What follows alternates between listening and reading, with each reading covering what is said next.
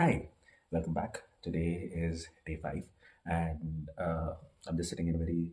I'm sitting as if I'm like a patient, but yes, I do actually feel like a patient.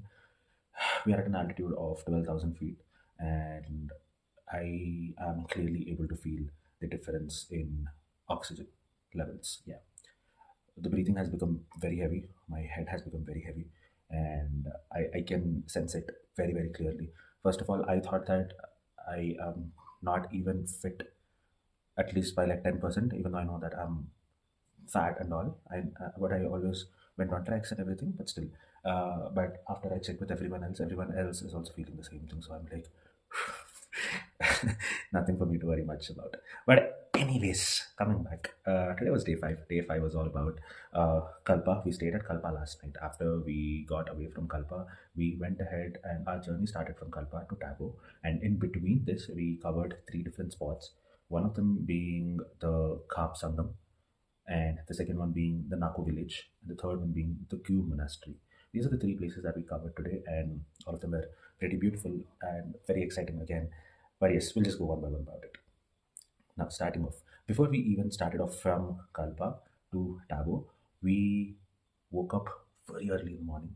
I woke up around 5:30 in the morning, started to get ready, and then got out. And Kalpa is actually a small village, and there is no set something that you can actually visit or take a look at in Kalpa. But I was like, why not? There will be something in a village. So I just got out, and I had three to four people who were just walking on the road. Maybe they were also exploring for something or looking for something new in Kalpa, just like me. So I just joined them randomly, which was kind of fun because these guys were all young lads. I mean, it's not like I'm an old idiot, but still, they were all 18, 19. So it felt good to hang around with them. But yeah, they were too Gen Z coded. It was almost like I was talking to a friend of mine named Zoha. But yeah, whatever. At one point, there was this Cafe Kalpa. There, I used my tripod. We got these amazing clicks because the lighting, everything was just absolutely perfect. But at a later point, these guys clicked some really good pictures of me as well. And the scenery was really amazing from a point named as Amayo. From there, we could see the entire Kalpa village with the monastery, with the temple, with the houses, everything. So this was looking really beautiful. And after this, we went to Kalpa Monastery. It was nothing, honestly, just a small monastery, but it was quite peaceful. From Kalpa Monastery, we went to Narsimhanangi Swami Temple, something of that sort. It was also a beautiful temple, if I have to be honest. That was good. These two things, after these two things were done, we quickly headed back to the hotel that I was staying at. And after I went there, I just took the complimentary breakfast and I had the breakfast. And with the same people with whom I was traveling yesterday, I asked them to drop me off in the Kalpa market or like the Kalpa main road. I got dropped there, and from there, I found another vehicle which was going towards Tabo. So I hopped into another vehicle. This time today, I did not record videos of many sceneries because I got into that vehicle with only one condition that I'll be the DJ in that vehicle. I don't know how I've become so demanding, even with strangers, but yes, I did become so demanding, and they did agree to it somehow. And the music I played was loved by everyone, so I felt very happy on that. And then there were beautiful sceneries, and then we went to the Khab Sangam. Khab Sangam is a place where two rivers merge into one and flow together as one. The point where these two rivers are meeting is called as Khab Sangam, and this is the video that you can take a look at. This is the Sangam point, if you can see over here. It majorly begins from over here, alright, and there are two rivers which are merging into one, and this is the Spiti river which is flowing in, and that's why it's ash in color. And we have been seeing muddy colored rivers, which was the Baspa river. Now this is the Satluj river. So both the Satluj river and Spiti river both combining together and flowing as one. Now this is the place which is called as the Khab Sangam. From Khab Sangam, the many beautiful things that I took out was the crazy wind. The place that place had to offer such beautiful wind, that such strong winds, which were actually when even it was actually becoming difficult for me to walk at one point. The winds were so strong. I was sitting at the edge of the bridge, not exactly the edge of the bridge. This is the bridge, and there's a small pavement kind of thing over here. So I was sitting on top of this, and I was feeling every bit of that wind hitting my entire body. and the road over there was so scenic. The entire view around was also so scenic because now the actual route Prasviti begins. That is the route of Tabo. Until now, in Kalpa, in Sangla, in Shitkul, we have seen all the mountains which were covered with complete lush green mountains. But the mountains which will begin from now, all of them are going to be sand dunes, all of them are going to be rocky mountains, and you will see the clear differentiation on how it changes altogether with the temperature as well. So it was just very beautiful. I mean, I really don't know how else I can put this into words because peace is something that's felt. That's not something I can explain. So I'm just glad. I just know the moments that went by in my head, the people about whom I thought while sitting on that bridge. But yes, that was a much needed thing for me, and I'm very happy about it.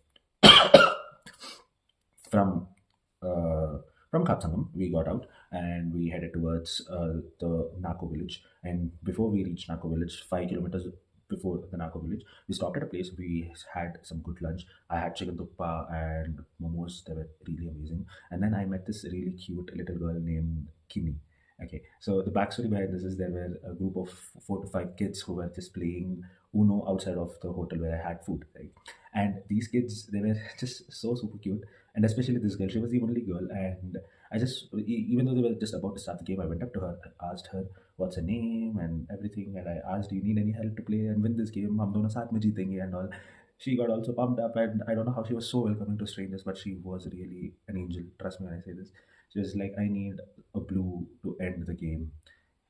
तो मैंने बोला पहले उनो बोल दो आप, उसने उनो बोल दिया। उसने उनो बोलने के बाद हमारे पास बस एक कार्ड था, वो तो अब ब्लू कार्ड। तैसे तैसे करके we found a blue card and we ended the game. And after the game ended, you can clearly see Kimmy's reaction.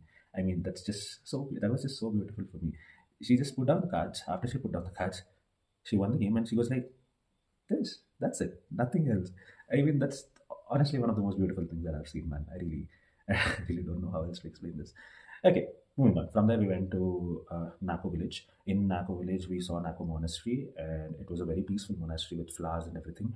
But there was Nako lake as well, which is a very small lake, but a lake at an altitude of almost 11,000 feet, which is not a very huge lake, but a lake only for a village. It was quite mesmerizing, being a natural lake. From Nako village, we started to Gyu Monastery. Gyu Monastery is in a Gyu village. Gyu village is special because there is a 500-year-old mummified skeleton, a mummified body. It can't be called as a skeleton, it's a mummified body. It's 500 years old, it's preserved 500 years and still counting. Number of people come to visit it, and it's one of the most famous spots in the entire Spiti circuit. So people usually do visit it. And we went there, and today was again very beautiful because I got to see many Himalayas with snow, and that was just completely beautiful for me. We visited that place, we saw that mummy, and also we saw the monastery. The pictures were pretty interesting over there, the statues as well. And then we started from there and we reached Tabo. In Tabo, we're in a very beautiful homestay. It's honestly very beautiful. I just would love to recollect the name of this homestay, but for at least my memory purposes, I'll just put it down in the description. This is just absolutely beautiful. It's very serene. I haven't seen how Tabo looks like. I'll see it tomorrow morning as soon as I wake up. So until then, it's a goodbye. Tomorrow is going to be a journey filled day because tomorrow we'll be going to Kaza from Tabo. Even though it's just 60 kilometers away, it's a very uneven and crampy road. So we'll have to be very careful. And I did not plan about my ride at all yet. So it's going to be a bit of a journey. But the places that I have in my mind tomorrow that I have to cover are the Key Monastery, which is the major attraction, and Chichen Bridge. These are the two places that I really want to cover and I will cover before I reach Kaza for the night. So until then, it's a goodbye, friends.